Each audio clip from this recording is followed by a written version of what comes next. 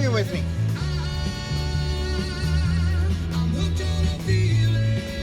Yeah, here we go. We're day 2 of Politicians in the Car with me. We're about to pick up Iain Angus from his campaign office. Being well known as we pull into what I think is his campaign office here. I see his vehicle. I see a lot of his signs. And let's see if he's ready to go. I believe he's in there. Let's give him a little beep beep. He's gonna take his coat off. Take your coat off. Stay a while, Iain. How are you, sir? I'm good. Good morning. Nice to see you. Good. And actually, this is the first time we've ever physically met. No, it is not. Yes, it is. We've just talked on the phone? We've just talked on the phone. We've just been like phone friends? Yeah. And Facebook friends? Yeah. All right. Say hi to everybody. Hi, everybody. All right. Nice campaign office. Thank you. You got enough signs? Yeah. I think so. You're kind of everywhere.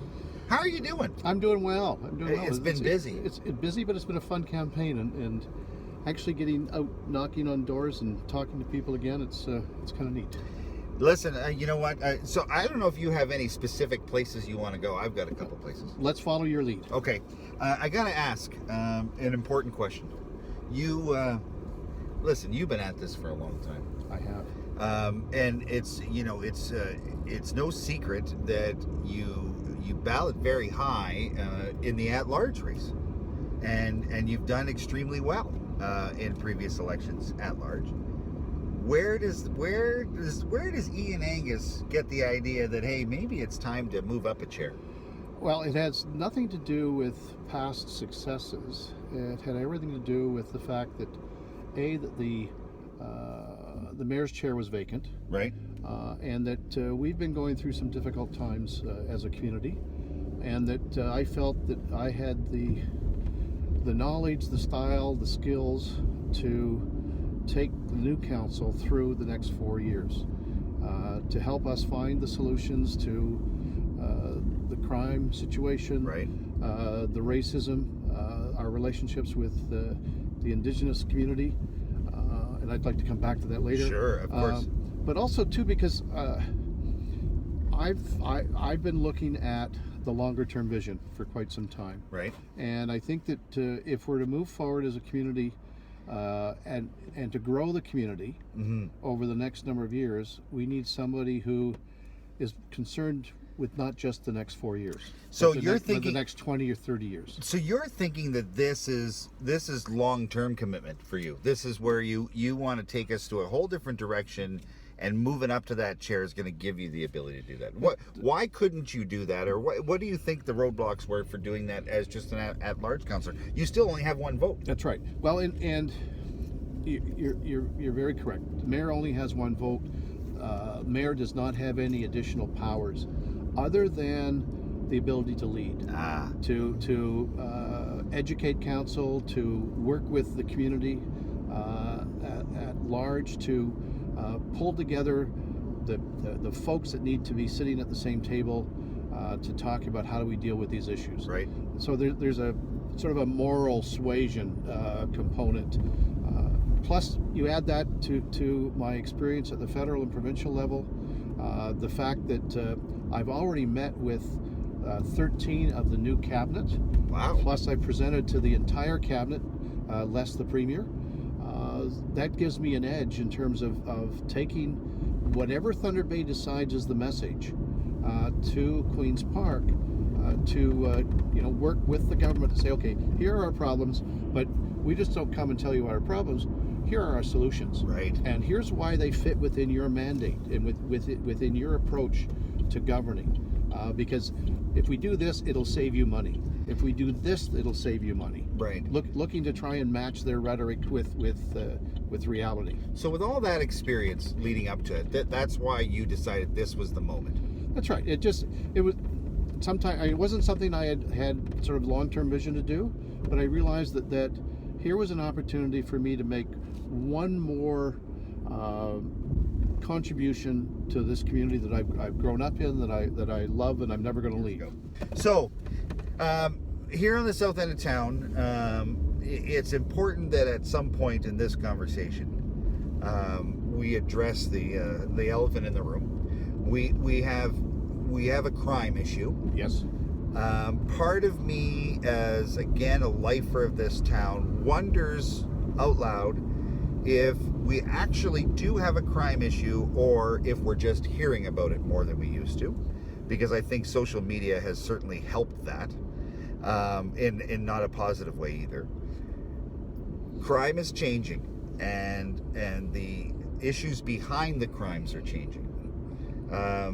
What's your gut tell you? Are we worse off? Are we in trouble? What does it look like 5 years from now? I think that and I'm glad you phrased it in terms of, is this sort of a social media kind of phenomena, or is it mainstream media? I mean, I won't get into that. You're sitting with the mainstream media. I know. You got to be careful with that one. I'm looking at the clock. Lots of time for this now. I think too often in the past, people have been spooked by stories on radio, on print, on television about a child abduction in Tennessee, and it's translated into, I've got to keep my kids locked up. So, having said that, recognizing that the media does have a role, because we are sharing much more than we ever did before. There is a reason, and just to clarify, there is a reason, because we get called out quite a bit online about why isn't the media reporting this story. Yeah. We only report the stories that the police tell us to report, and that's on purpose. Yeah, which is good. Because otherwise we're putting the fear of God in everybody if you read all of the baloney that's online. That's right, yeah. But you don't control CNN. No, and we see that. That's right, and we see it every day. So anyway, but back to your question. I think we do have a real problem right now, and it is different than it's ever been before. The drug related incidences, the guns coming into our community, the gang sending teams in to take over homes and co-opt the residents. Those are really, really serious.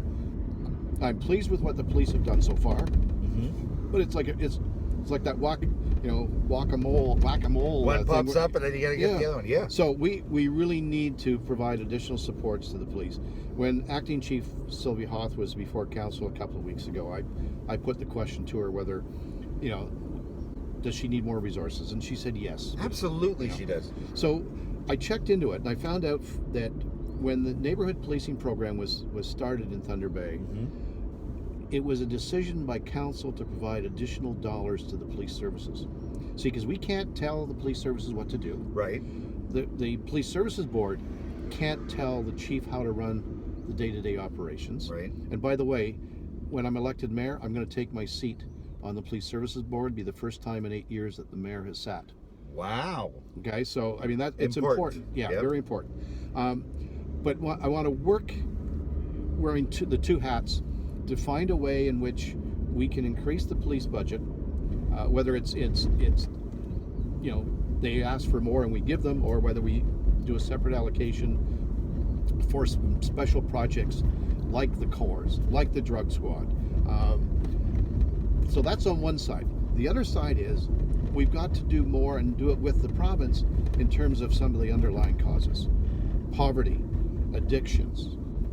Although I'm pleased that in the last couple of weeks we've gone a long way to dealing with some of the addiction issues by approving the rezoning for the hotel on Dawson Road for the 30, up to 30 people a year, or 30 beds for 90 people a year.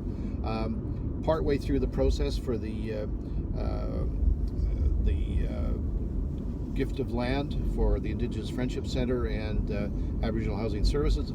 I pulled that together with those organizations before City Council.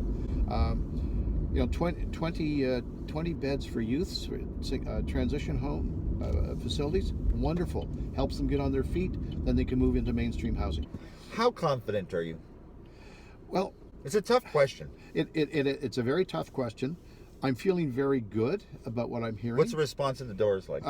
Nobody home. The not homes are winning.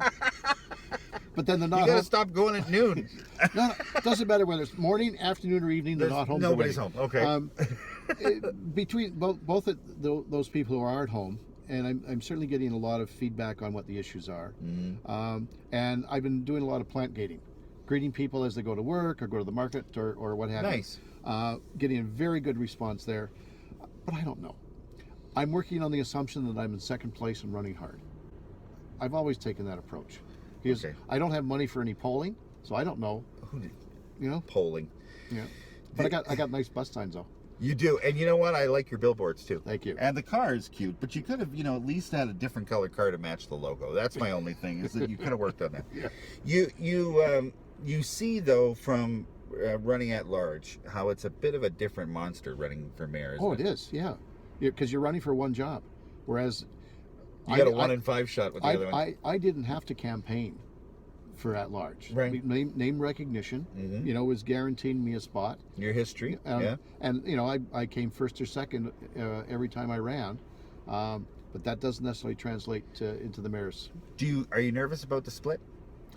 I don't think that any of the newcomers will cause any major splits. There's some big names though on that mayor's ticket. Well, I think the reality is it's Bill Morrow, Frank Pouliot, and Iain Angus that are the prime contenders for the position. You don't see Shane as a contender? No, I think he was a one-issue candidate last time, and that issue really is not front and center this time. So that's true. I think his votes will be spread amongst the other 7 or 8 newcomers.